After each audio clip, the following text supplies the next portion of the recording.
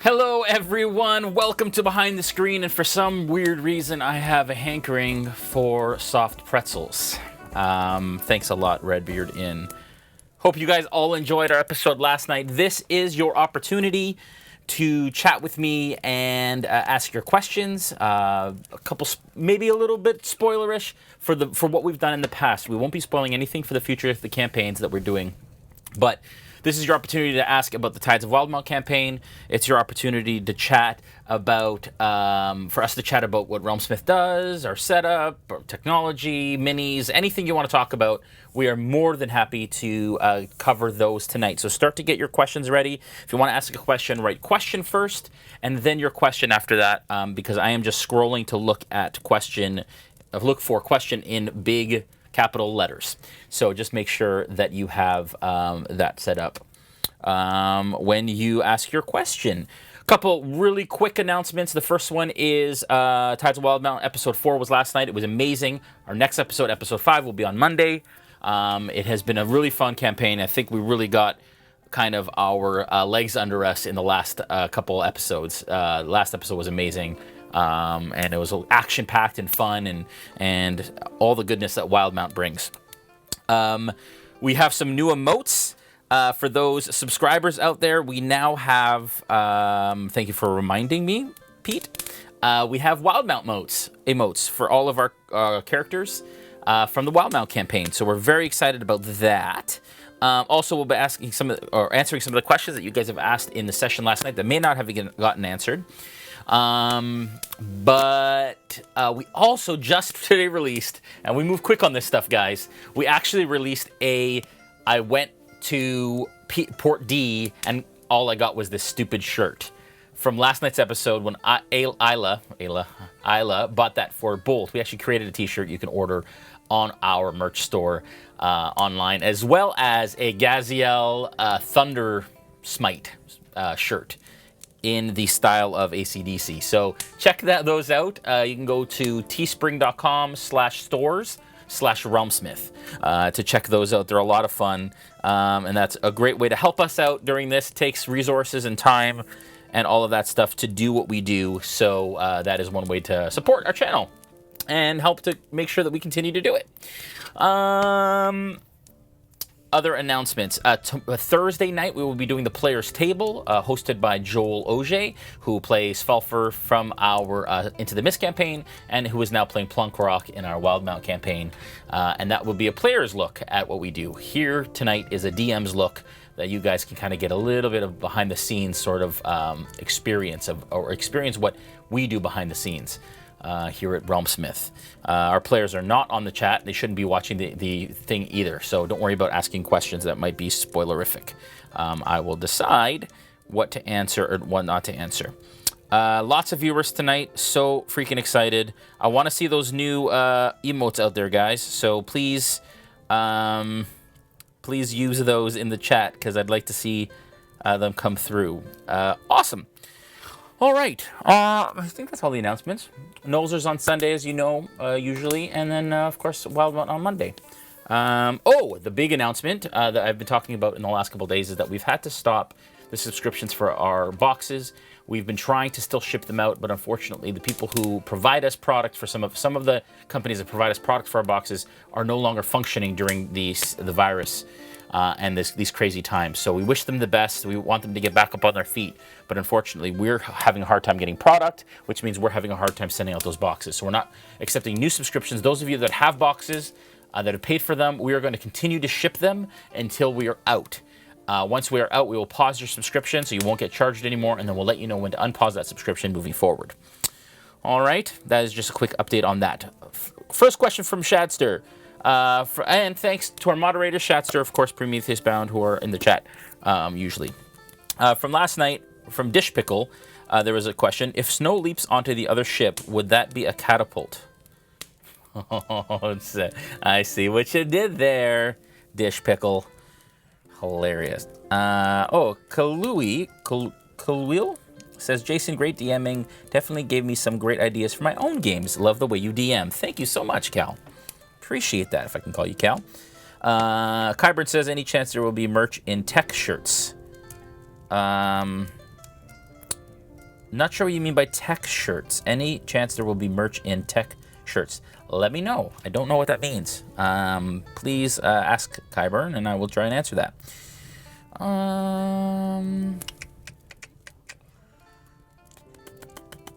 Question from Vitek. Any suggestions on how to create dynamically changing maps?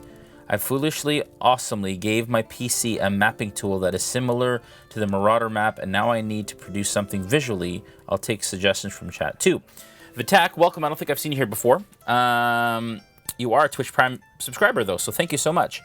I use Photoshop for my maps when we do them on, like, our screen. And I don't know if you mean like on the table maps, like physical 3D maps. If you mean, I'm assuming you mean software because you said PC. So just let me know if you're actually using it like on a TV. If you're projecting it for people, then it'll help me to kind of understand what you mean. Dag says, what are your plans for Order of Dragon's Bane? I was just today able to finish episode 34. So we will come back to it at some point. I'm not sure yet. It's on hiatus because we wanted to tackle some of the D&D content that we're doing that's bringing us so much awesome viewership and all that stuff. But at some point, I would love to get back to Dragon's Bane and into that world with Brandon DMing as he does so very well. There's a comment from Kai. I don't see a Gaziel emote. Yeah, so Gaziel does not have an emote yet when we had 5, and she's the newest member, so unfortunately she didn't get one yet. So that's what we need. We need to become a partner so we can give you more emotes. So continue to watch our stuff and all of that and support, and we will get a Gaziel emote for sure. There's a snow emote. Oh, he's so cute. Let's see. Tell us about how the Concord found our characters, Patron said. Interesting. So, this will spoil some future stuff. There is somebody on board who isn't who they appear to be. That's all I will say. And they have been chatting with somebody. Now, those of you that have watched last night's episode, I don't want to spoil for people who have not watched it yet. But there was somebody on board who's not what they seem, and if you watch last night's episode, you'll find out who that is, and they are getting information to the Concord.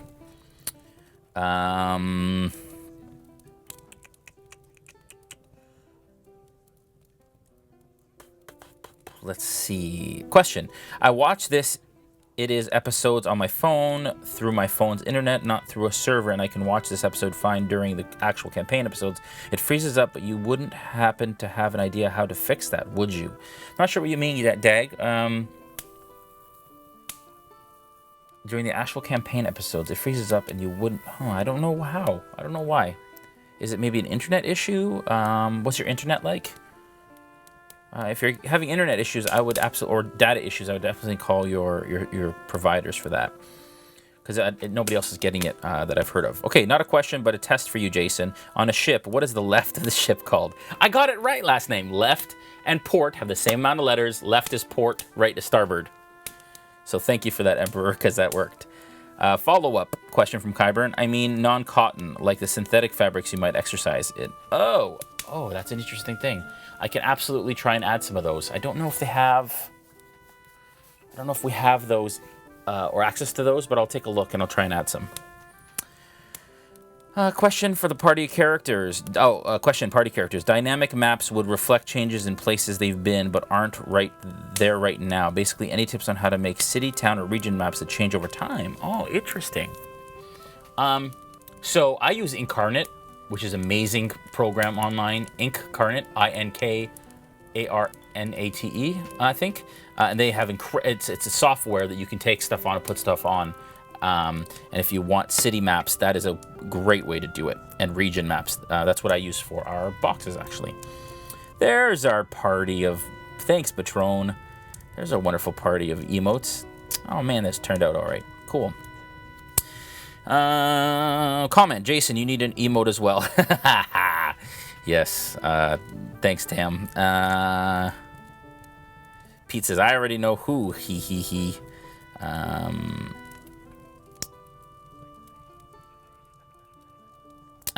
yeah, if you listen to Stonefly Kai, She is right. You can turn your quality down using the settings cog in the top right. Sometimes that will help the freezing. Watching episode. Thank you, Kai. Appreciate that. Question from last night. From Skyhawk. Why is the captain so torn up about Snow when she put him in the bad position in the first place? Shad, that's a great question. From Skyhawk. She is a...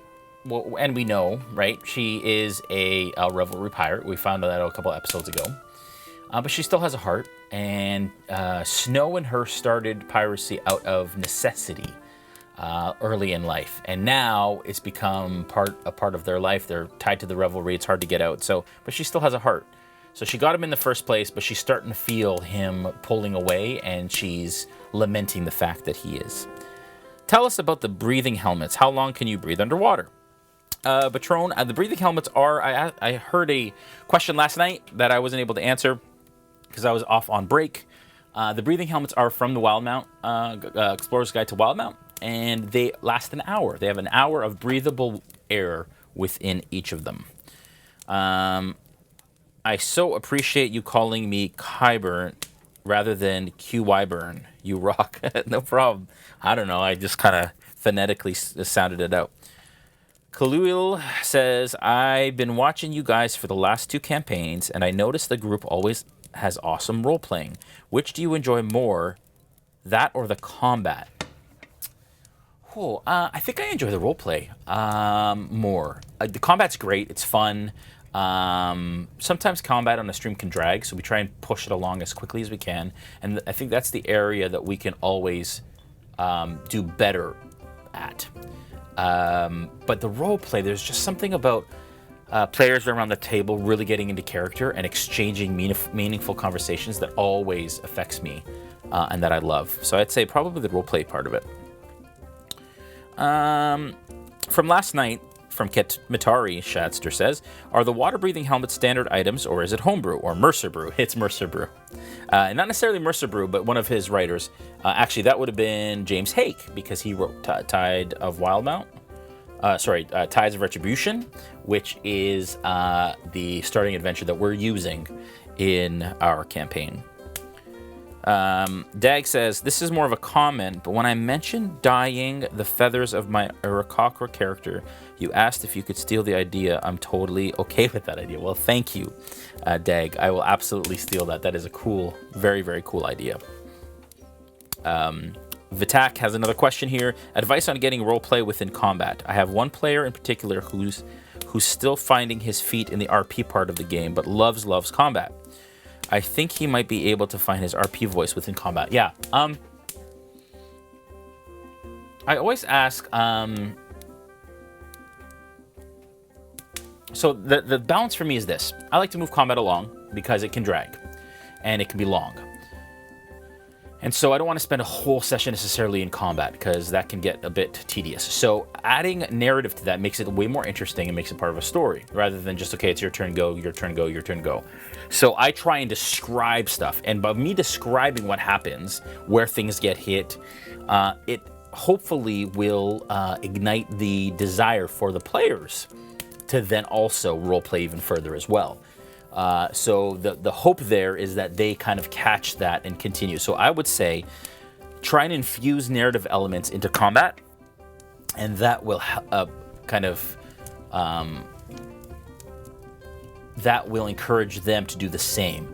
I would also say, though, that just have a conversation with them and just say, hey, you know what?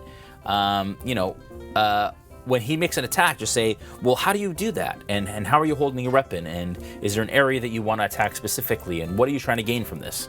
Those sorts of questions will help to pull that out. Shadster, another question from last night from Warped Saint. What race is Hector? Hector is a human. I don't know where from. I didn't work that out, but I figured it was with a K, so I figured he'd have kind of a Eastern European sort of Russian accent. As usual, folks, as well, you can roll over, if you're watching on a PC or Mac, you can roll over the video and you get access to all the character sheets. And I see that Bolt is at 1 hit point and Bakalia was at 9. Is anybody at full? Yeah, Plunkrock's at 17. But that's it. Oh, our players are not in a good place, guys. And Borth is still in there too. Awesome. So fun. So fun. Love that. I'm good, Sidefar. How are you doing? All right, so that's the end of the questions there. Oh, it works on OSs too. I didn't know that, guy Incognito. I didn't know the overlay. Maybe they fixed that. Okay, Kyburn has a question. I'm pretty new to DMing and am running Storm King's Thunder for my 3 boys during this lockdown. We went to Tribor, and the battle there was insane and took forever. Any advice how to shorten a combat that included 2 fire giants, 5 ogres, 6 orgs, 6 orcs, 6 axe beaks, and 12 magmins?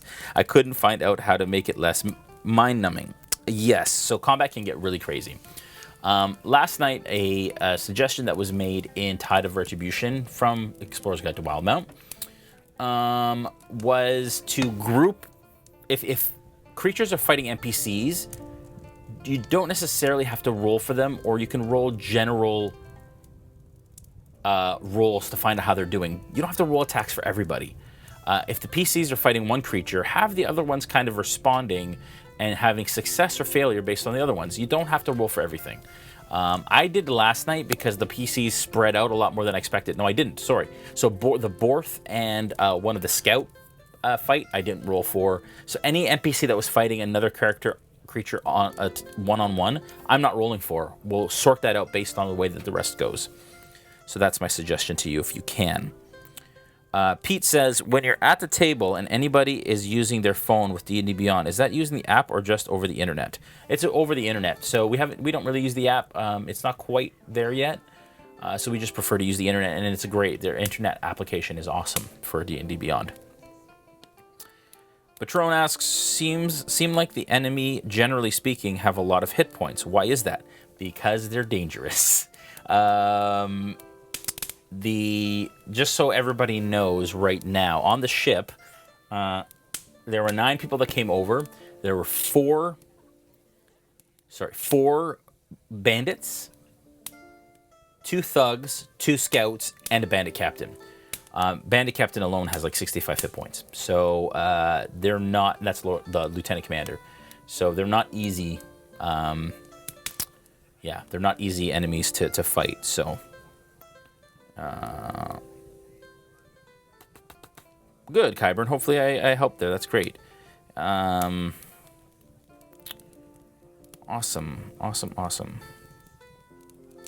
Take care, Stonefly. Thanks for stopping by.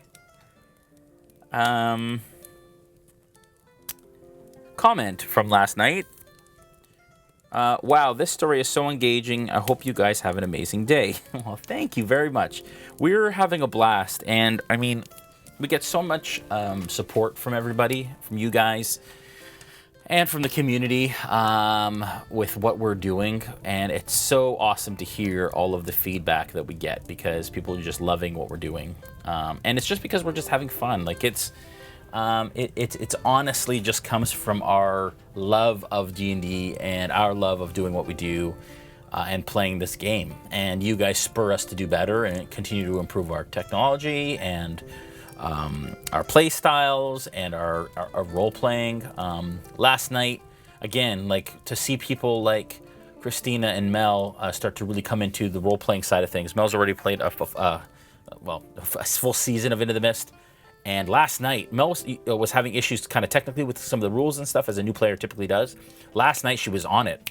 And I actually told her today, though, super proud of her, because she was able to roll damage and hits and skills, and I didn't have to ask her twice or help her at all. It was great. So it's just really cool also to see people kind of stepping up to the plate and really kind of improving upon their style and what they're doing at the table.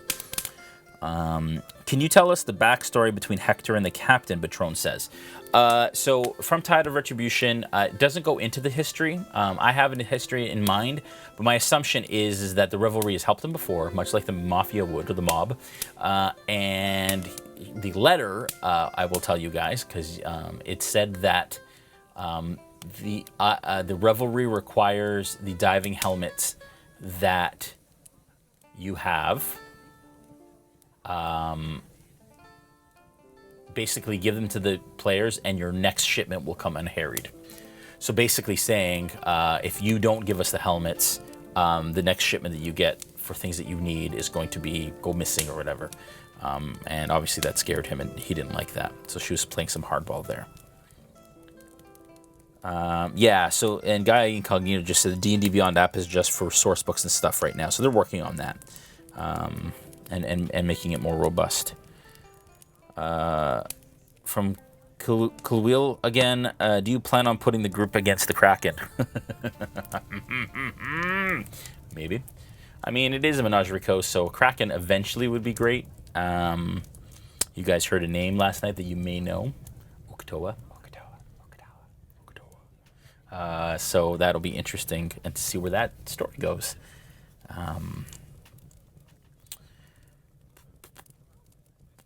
I can't believe single player fought against the soldiers when they're supposed to be that good. Yeah. Well, yeah. So the bandit is fighting Borth, who is a bandit in the book. He's actually more in the game, but they're kind of equal when it comes to ability.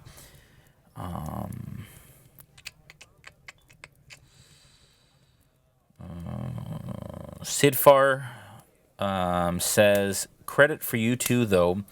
It was well handled last night. It was getting late. People were getting a bit flustered in the combat and rushing with the tech issues, and you kept it on track. Thanks, Sidfar. That means a lot.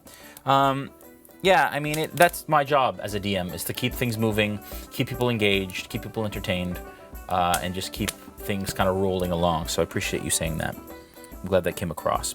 When the pandemic is over, would all the players fit in your studio? Yes, they would. Three on each side. We've had 6 before. I'm very excited to have them all here. Our guests are not from this area, so Nora lives in California, so she wouldn't be here in person. But we'll have people also still continue to call in for guest spots too. It's been a lot of fun to have her and Matt Mercer and Lillard and all those guys kind of join us. How do you come up with encounter ideas when the material is very freeform? It's a great idea, Kat Vincent. The encounter ideas are very clear in Tide of Retribution, which is the starting adventure, which we're probably like 3/4 of the way through at this point. It's very clear. After this, I'm going to start to build my own narrative. We have an overarching story and idea that we're playing with for this adventure and this campaign. So when we're done that, it's going to be very story-based. So we decide what the goal is, and I like to tie in backstory. So right now, we're kind of working through Snow's backstory, and this is all with the captain and 3 earrings and his sister and all that. It's kind of Snow-based. The next one will be more for somebody else in the party, for example, and then we'll think, okay, what would draw this person to that? And then how do we kind of get them together? And then encounters are based on environment, a mix of environment, theme, goal, what part of the world they are. So whether they're in the Empire or along the Menagerie Coast. So all of that will be determined as we move on. Dead Aussie Gamer says, morning, Jason. Hope you're doing well, mate. Thanks, buddy. Hope you're doing well, too.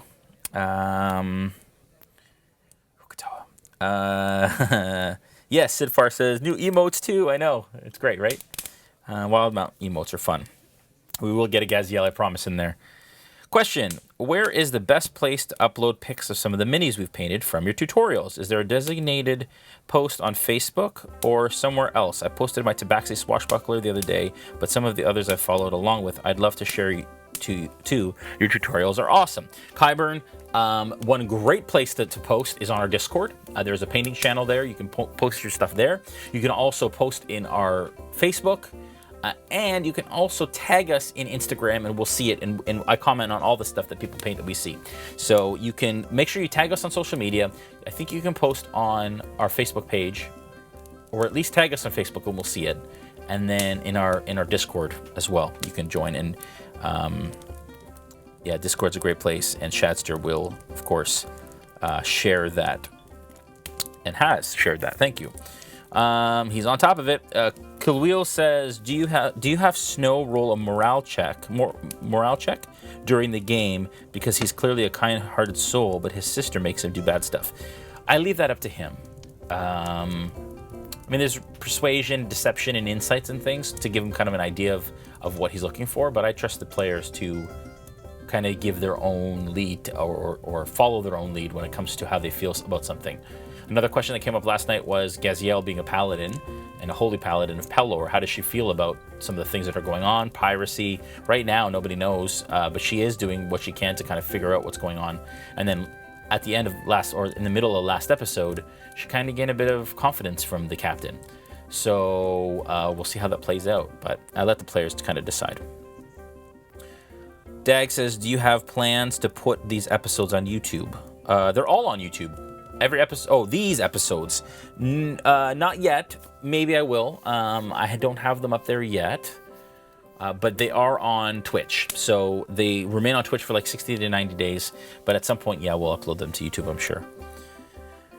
Dead Aussie Gamer asks, do you have any homebrew factions organizations that feature in a number of your campaigns? If so, what's your favorite and why? That's a really great question, a really deep question. And I haven't yet personally. The reason I haven't yet personally is because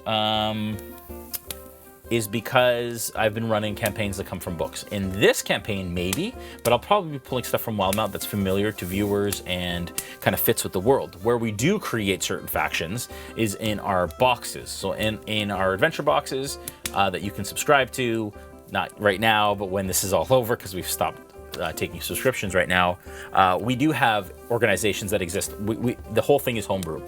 And my favorite organization, funny story, is called the Order of Ravensbane.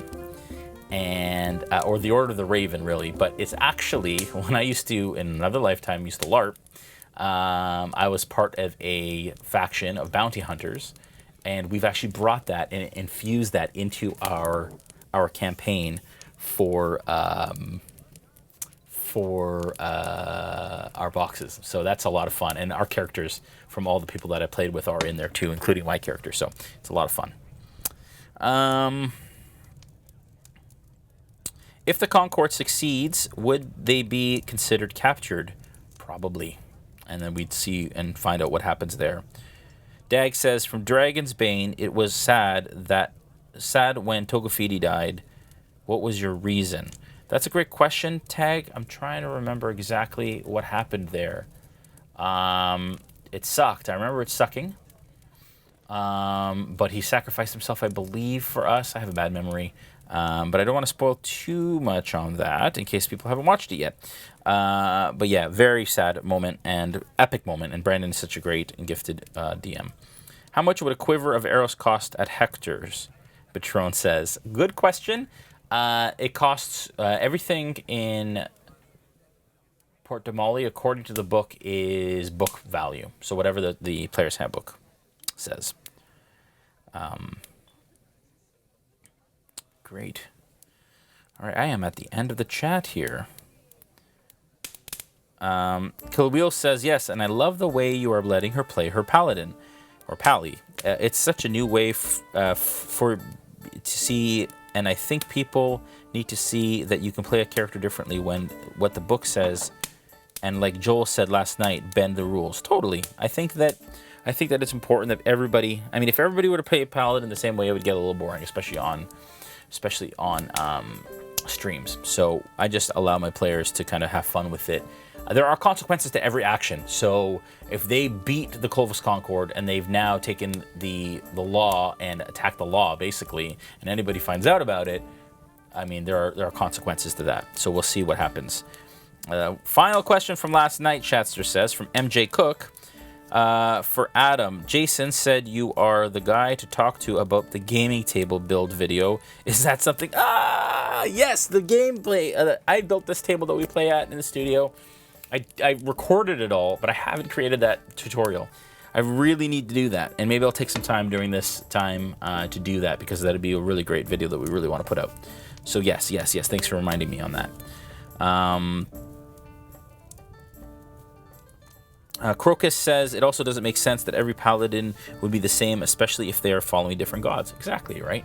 And just like in our world, every religion has its own kind of morals or tenets that people follow, rules and stuff. So this should feel just as different and diverse. That critical strike at Bolt's head could have been really bad. Were you surprised?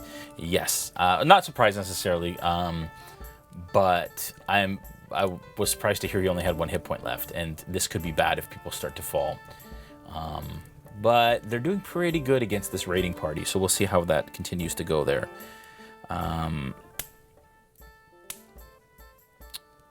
Pete says he's practically building the same table. Cool, Pete. I'd love to see it. Please definitely post it in the Discord when you're done. And a Bolt emote, of course, because Bolt likes to build things. That's so fun. So fun. That's so good. That's great. My own thoughts on last night. It was really interesting. I love the character development that we're experiencing right now. Like I said, I think that everybody's kind of getting into their characters more and really embracing what their characters think and do and why they do what they do. It's so weird, yawn. Only in this show. It's so strange. Don't do it in any other show. Maybe it's a thing about Tuesdays. I don't know. And it's also a late night Monday nights because I stay up and I upload the show after, so that's probably part of it too. But yeah, I love the way it took us, a couple episodes I think to get our feet under us for Wildemount. But I really feel like we've caught our stride and are really moving forward. I cannot wait for the next kind of leg of this adventure. Basically, after, and this is a spoiler warning, basically after they go back to Palma Flora and whatever happens in Palma Flora, that's the end of the starting adventure. So at that point, it is written by my hand using the Explorer's Guide to Wildemount to kind of lead the way, but it's all going to be at that point homebrew. Using, well, not homebrew, but basically like a custom adventure based on the Wildemount world. So I'm super excited about that. Pete asks, is there a reason the ships don't have cannons? They don't have cannons in the book. And so I didn't put cannons on them. Ships in the future of our campaigns probably will have cannons. Of course, if they stay on the Menagerie Coast, they may not. And I think also cannons at first level, like early levels, is a lot to deal with. And even, they're not necessarily super prevalent, and these are smaller ships. So a caravel that is kind of supposed to be a merchant ship wouldn't necessarily have cannons. Even this Clovis Concord ship is a smaller ship that is meant to move quickly, so it wouldn't have cannons either. Patron asks, why do you play the campaign on a Monday night? Oh, that's a good question. It just kind of happened to be the night that we worked. I have my kids on Tuesdays and Thursdays. Wednesday's date night. And then weekends are difficult because they're already kind of taken. So Monday night was the night that made sense for everybody. Do you have a good reason why an Aarakocra would be okay with going underground? And I may have missed your answer, but do you have any good Aarakocra voice suggestions? Oh, man. Like an Aarakocra voice... The simple kind of, I guess the easy route for an Aarakocra voice would be to go Rah! And make it like every other bird voice. But I wonder, that's a good question. I don't know if I've ever heard anybody play an Aarakocra that didn't play it like that.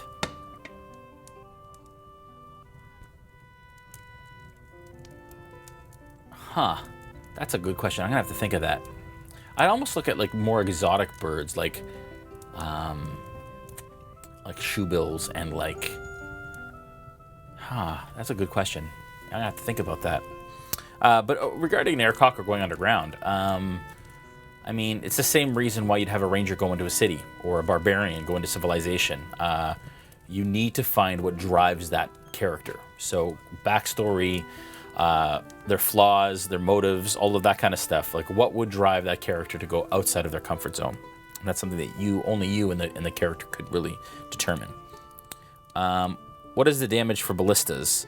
That's a great question. I don't know offhand, but let me look it up. Damage for Ballistas. I do have it here. Let's see. If I go to my ship and I go to the quarterdeck, ballista damage is 3d10. Really high. It's 3d10, and it's a +6 to hit. 120 foot to 480 foot range, which is crazy. Yeah. They have 15 AC and hit point of 50. There you go. All right.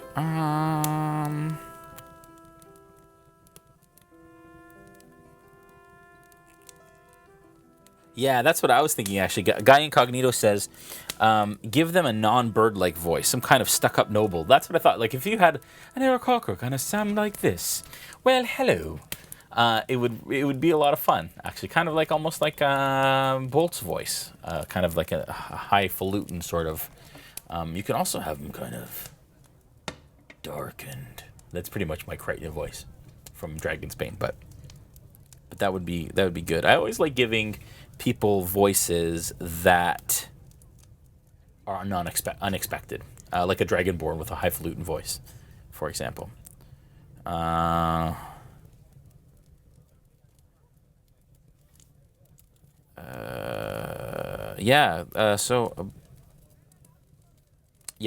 a ballista is a massive crossbow that fires heavy bolts. Before it can be fired, it must be loaded and aimed. It takes 1 action to load the weapon, 1 action to aim, and 1 action to fire it. And so, yes, a guy, whoever said that was, Vitek is right. That it takes three actions to fire them. Question from Khalil: when your players are ready for crafting, do you deal with that? Do you have your room How do you deal with that? Do you have your own way or stick to the book? There's a pretty... I haven't looked into crafting a lot. I'm going to have to, because Bolt is going to be doing quite a bit of it, I think. In Xanathar's Guide to Everything, I think there's a pretty decent amount of information on crafting. So I'm probably going to dig into that. And I actually started looking at it this past week in preparation for that. So I'm going to start doing that. But that's probably where I'm going to get a lot of my... That's probably where I'm going to get a lot of my information from. How many hit points for the ship? The ship, which is right here, has 50 hit points. No, sorry. What am I saying?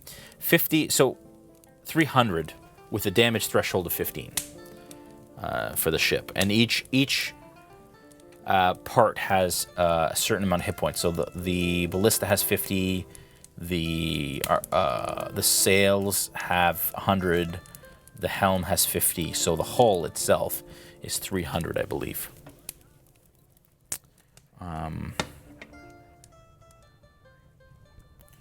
Were you surprised when everyone fought, even though you reminded them lots of times? Yes. I tried to get that across just so they knew. Like, I didn't want, after the combat to end, for people to say, oh, I thought they were evil, right? I wanted to make sure that my job as a DM was to let them know what the stakes are. And then whatever they do, they do. So I wasn't surprised necessarily. I thought that some of them probably may have taken a bit of a different route, but it'd be interesting. Maybe you can ask Joel in the players table how, why he did what he did and decided to do that.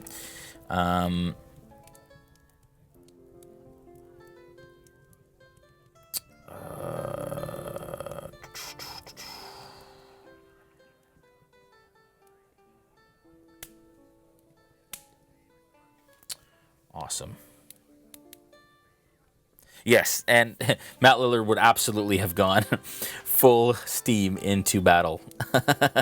And yes, the DMG definitely has less crafting in it than Xanathar's Guide, which is why I'm going to start to study crafting. There's so much to know in this game that I basically just deal with things and tackle them when I need to, and usually not really before that. There's just too much to go through. Where were the characters supposed to fight the Concord? Again, Patron, there isn't really a supposed to in D&D. They're not really supposed to do anything. The Concord were going to attack at the slightest slight, if that makes sense. It says that it wouldn't take much to instigate them to fight because they want to take over the ship. They want 3 earrings. They know she's a pirate. So when it comes to that, they could have decided to parlay. They could have decided to surrender. It could have gone a lot of different ways, but it went the way that it did. Is it hard to keep your mind collection under control? Dag, if you can expand on that a bit. I'm not sure what you mean by your mind collection. Mini collection under control. Is that what you're saying? I think you're saying mini, and I think it came out mine because it autocorrect. I'm going to answer the mini thing. Yes, a little bit, because I get a lot of minis from a lot of people, mostly whiz kids, and I have the bins and bins of them. And the hardest thing for sure, is after a session, them not just ending up in my bins of minis, which I do have. Look. Like, it just fills up, right? So I have to kind of make sure that I am disciplined about going into this and putting them back where they belong each week. Because if I don't, they just end up piling up. And then I just have a big mess of miniatures everywhere. So yes, sometimes it is hard to keep it under control. But when it comes to actually buying them and stuff, the more the merrier for me. I love minis. And you can see how many we have. Oh, man. You guys aren't boring me, I promise. Still fairly new to... Okay, so this is Aramil Lyodin.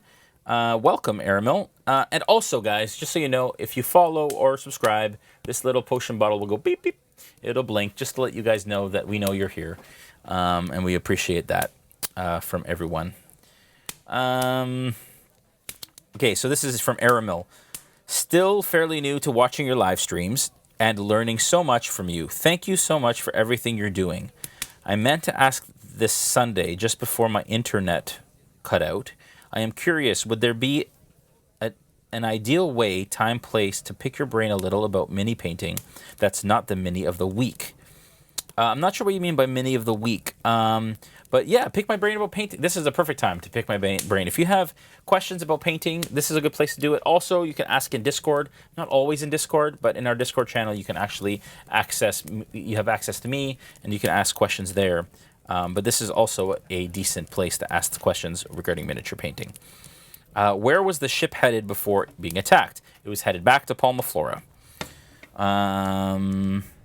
Pete says, if Bacalhau would have jumped in the water and used burning hands on the enemy's ship, would it be on fire? And would the Concorde have to flee at that moment? That's a great question. The ship has a damage threshold of 15. It's got 300 hit points. So to do enough damage to actually have a wet ship catch fire would be quite the feat. And quite the amount of fire that would be required. If maybe Bolt were to create bonfire, maybe that would be enough to start to burn the other deck. But then how long would it be until the crew of the other ship gathered buckets and started to put that out? So that would be quite the feat, though. But it's possible.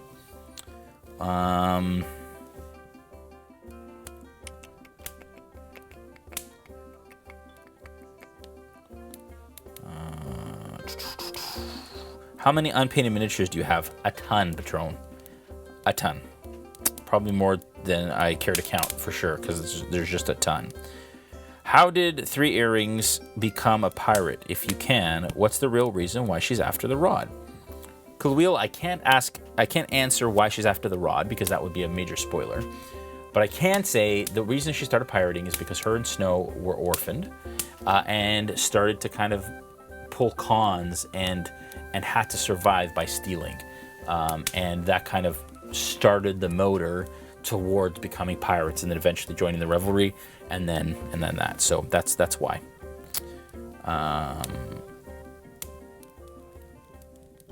By the way, Incarnate is great. Very good suggestion. You're very welcome, Vitek. It's amazing and it's free.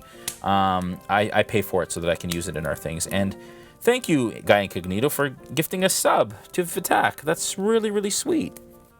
Man.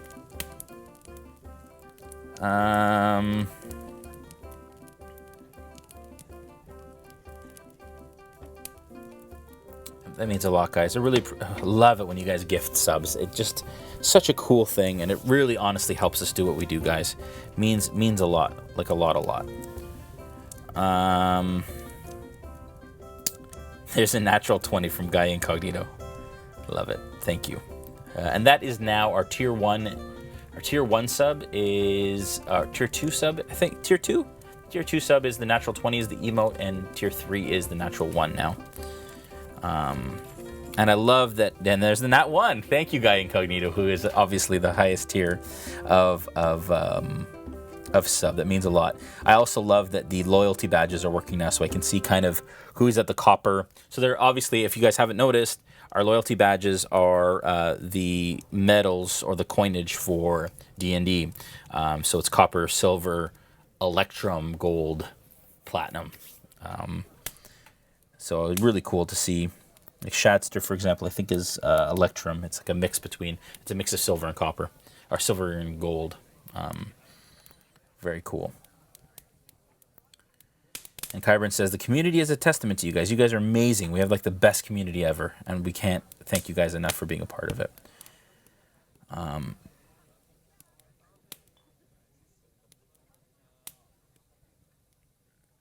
And Guy in Canada says, the coins look great. Thank you. They, we just love all that little stuff. And any way that we can make this better for you guys, we love to do that. We're still trying to figure out a way to get you guys involved again in combat using bits. That was a lot of fun last time, and there are some ideas as to how we can do that.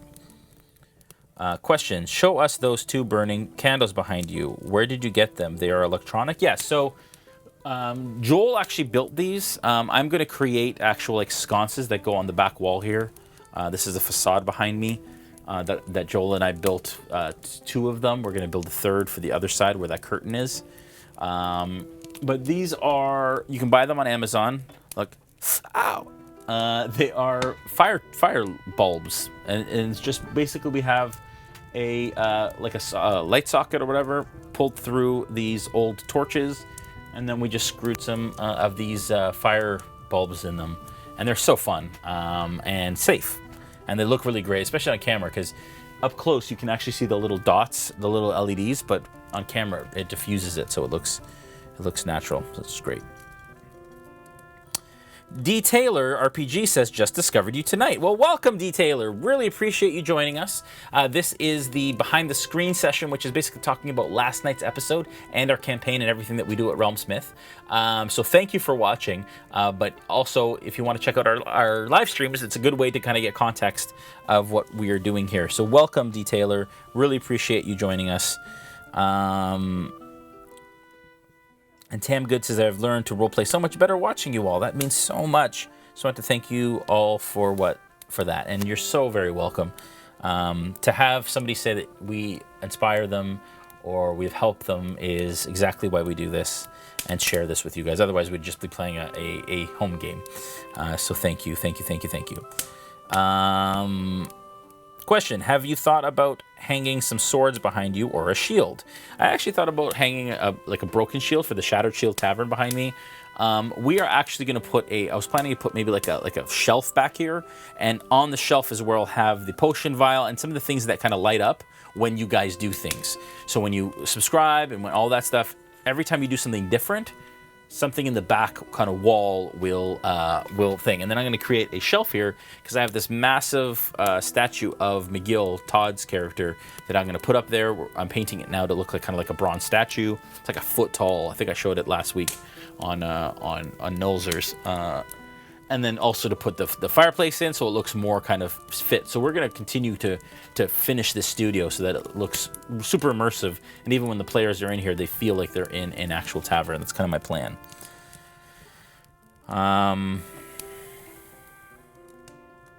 Awesome. Well, we're closing up here, folks. It's 8 minutes to 9 now, Eastern. Thank you so much, everyone, for all your questions as usual. And make sure that you have your questions ready. So when you're watching this session, if you have questions about why I did certain things, it's great to write those down, and then you can ask them the next week for Behind the Screen.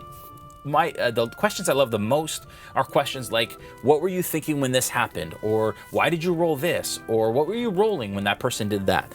Those are awesome questions. We love it so much.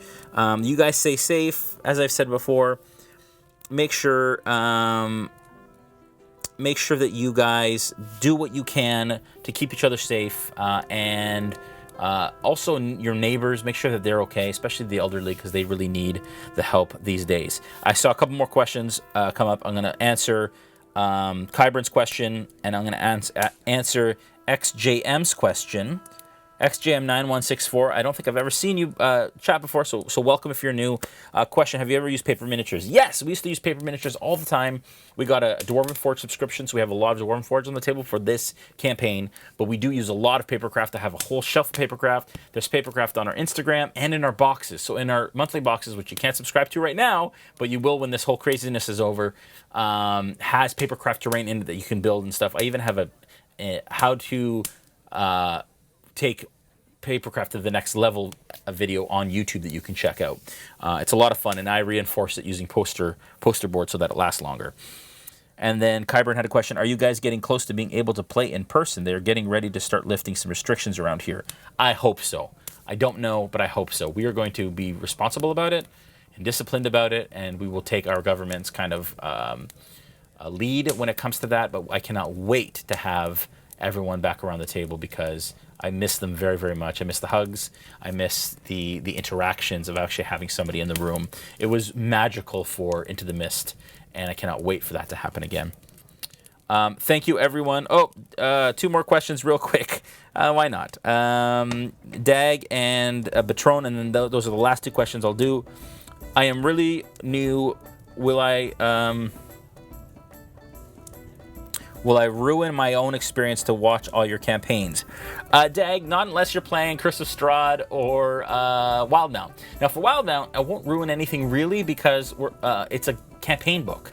So Wildemount's so huge that you could run your own campaign of Wildemount, and the only spoilers we're really giving in our campaign is for that starting adventure.